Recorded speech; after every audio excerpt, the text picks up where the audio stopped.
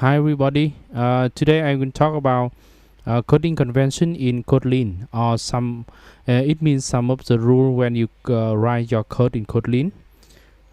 So firstly, we have a blind project, and I give you firstly a type and class.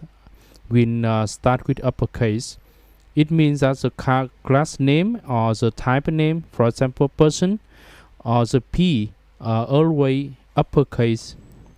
Then it is uh, the class has a few parameters, so you can write in a single line. So here we have one line. So single line means that if the class definition have a few arguments, and here you can use a for space or the space inside a comma here, or then you will have for space. For example, if you return here, we see that it is a for space. You can use a tab or the space in your keyboard. Okay, and what about the space here? We have one space here.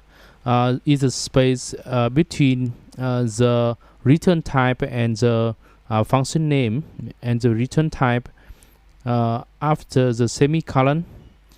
So about the public function, you have to add the documentation to this function.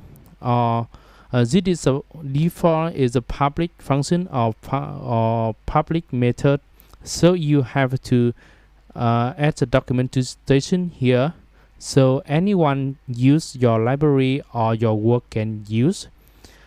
So for example, we have the document here is a simple document. We have the property is a list of property. We have the return to the value type, and for example here boolean. So the return here is a successful or unsuccessful. So what about the class with long header?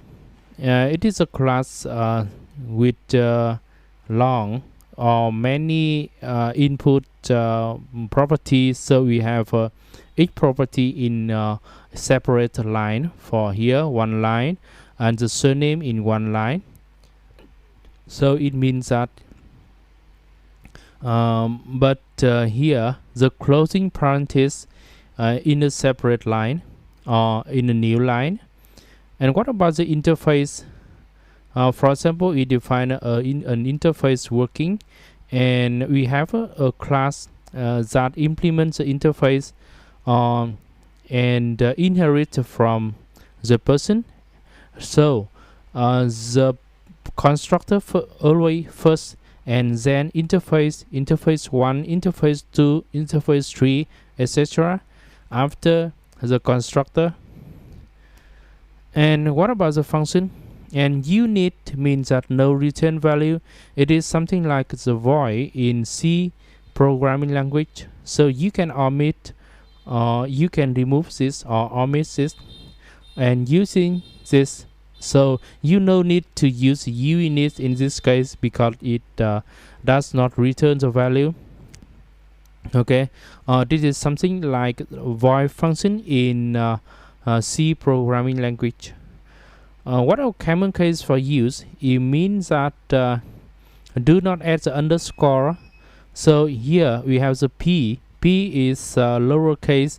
It means that the object variable is start with the lowercase, and avoid to use underscore in name.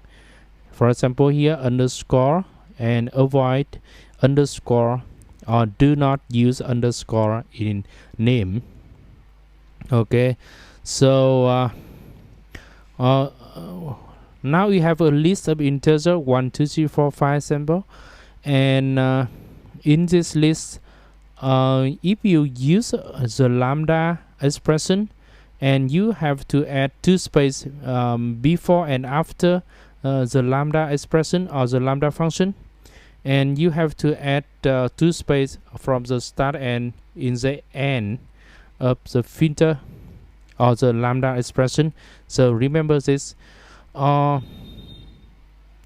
Here if the lambda is short, you can use this for short lambda. You only need the implementation for short lambda here.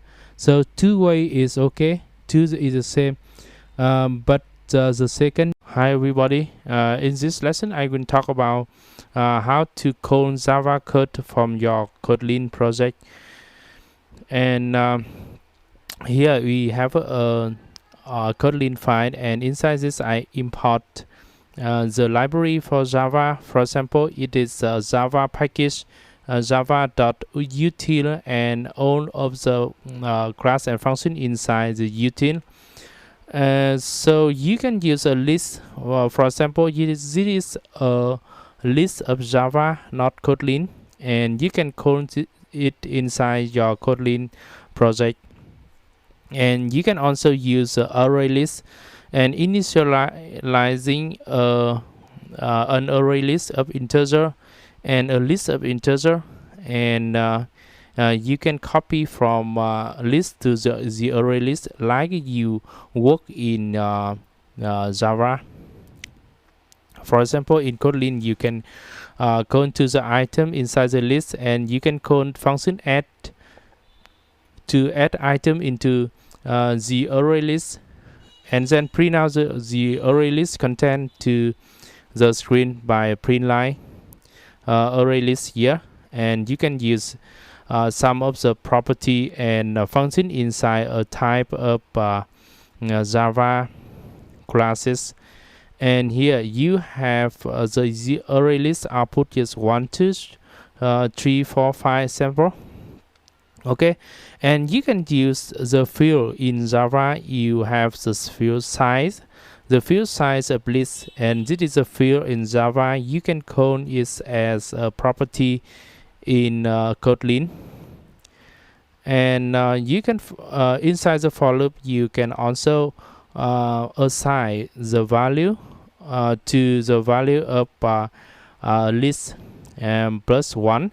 So this is the setter in Java. When you call this setter in Java like the setter in Kotlin, and this is a getter, you get the value, then this is a getter.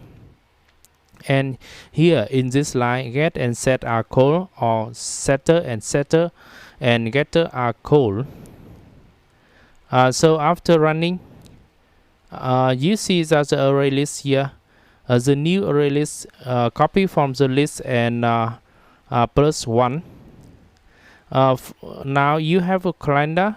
A calendar object is a singleton object in Java.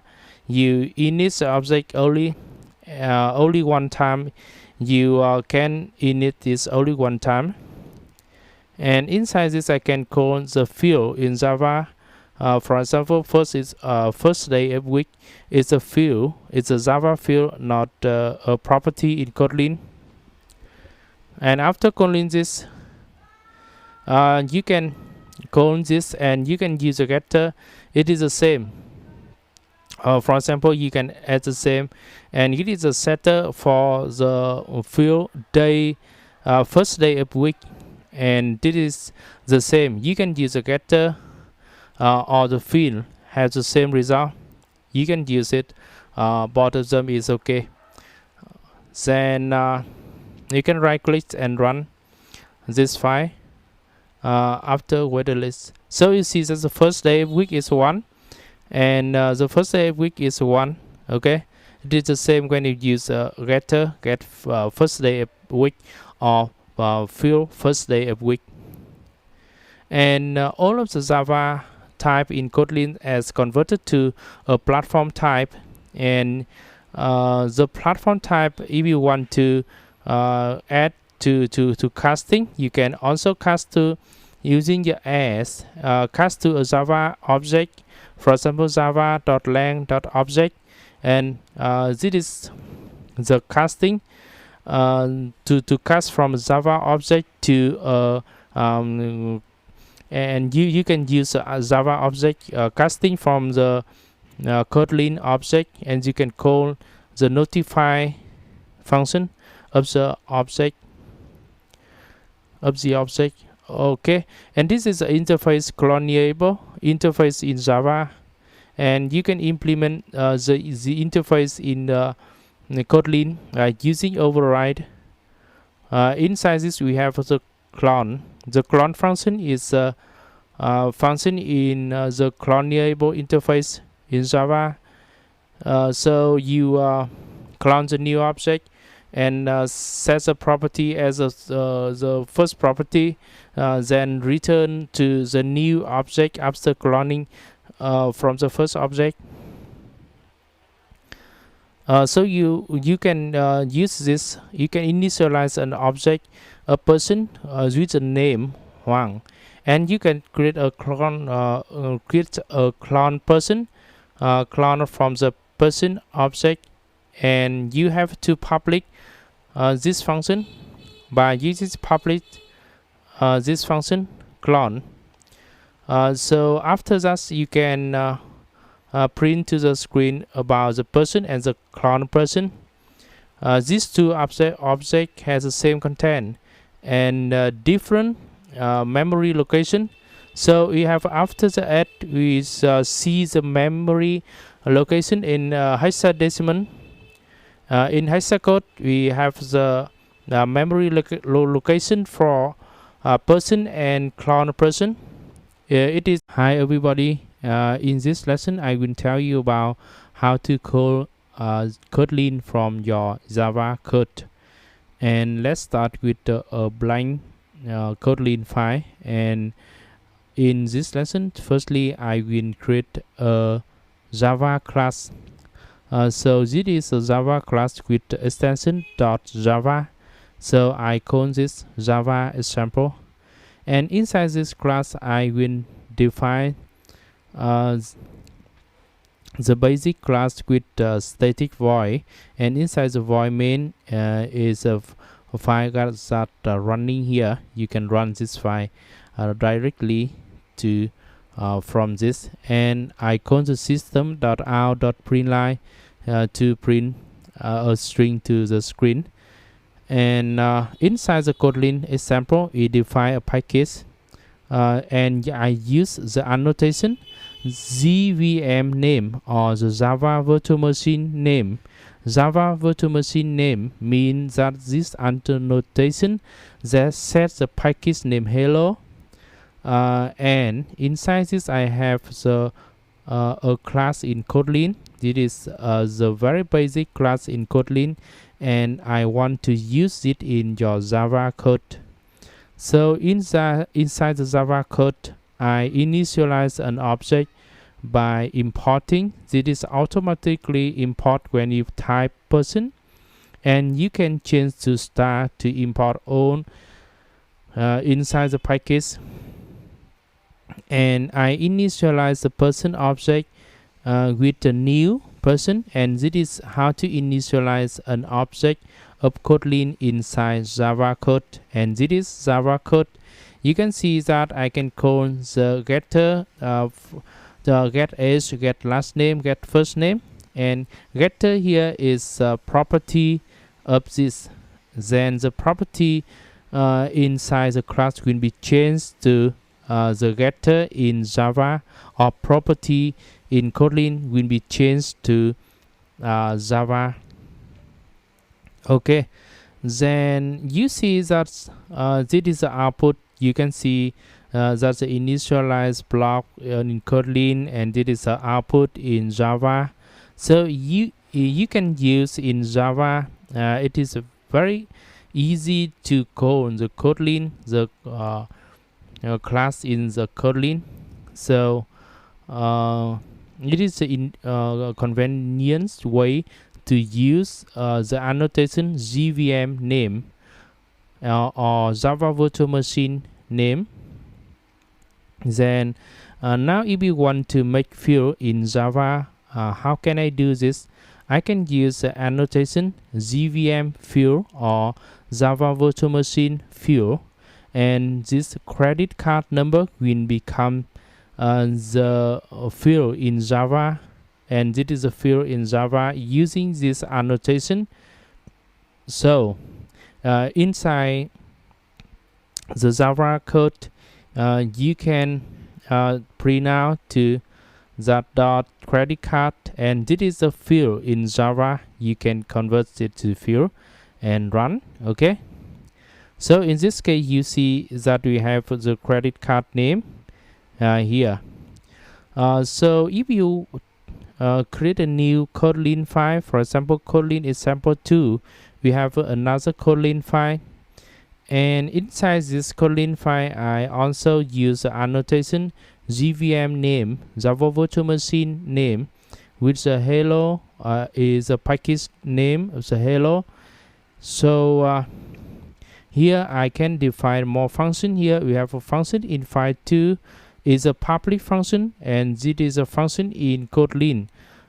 So in the Java code I can clone this Kotlin function because it is public and it has an annotation. So you can clone this, and you click here to automatically import it from the Kotlin package. So you can use it as a public function, then run.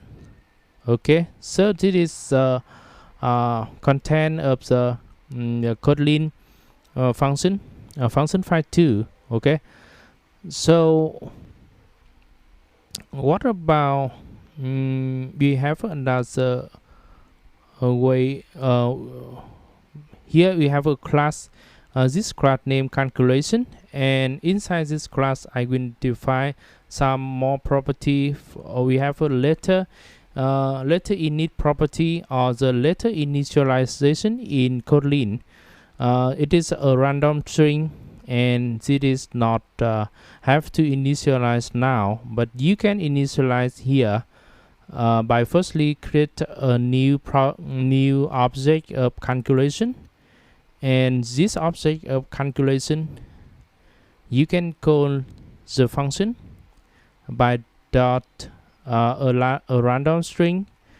Yes, the property a random string, you can set to it a new value ABC. Okay, so inside this I can define the companion, but the companion object do not have in Java, so the JVM field will convert this to static field in Java.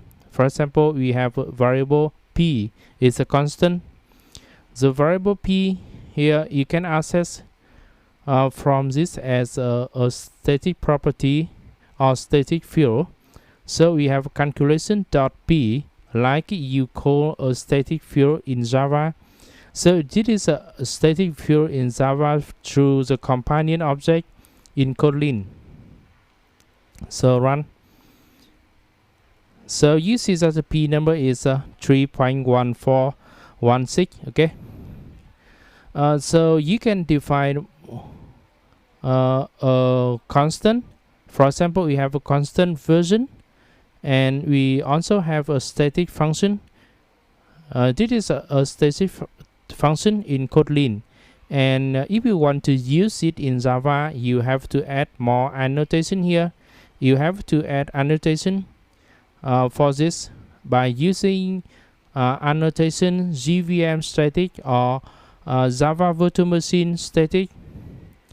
So inside this you can call the constant version is a constant, and running. So you have a version here, and you can clone the static function here. So static function inside the companion object, you can dot function name a static function, and this is one way. And the second way is using companion. You can dot companion, and two way are the same and give the same result. So you run. Yes, you see what we have static function in Kotlin. We have the same result when you use companion or not companion. So what about the next? We have the function with default parameter. For example, we have the default parameter inside a function, and firstly I define function a function A. The function A has input parameter A, B, And C, B and C is has a default parameter, and you can use it annotation JVM overload or Java virtual machine overloading. And then with this we overload the function with the same name and then different parameter. So inside the Java you can clone this function and add import the package. And we have the overloading 1, overloading 2, we have the same name but 2 parameter. And overloading 3, we have same function name with 3 parameter. So this is the overloading function. In Java you can use a default parameter in Kotlin. Yes, so you see that the output here is overloading function in Java. Okay, this lesson will end now. Thank you very much for watching.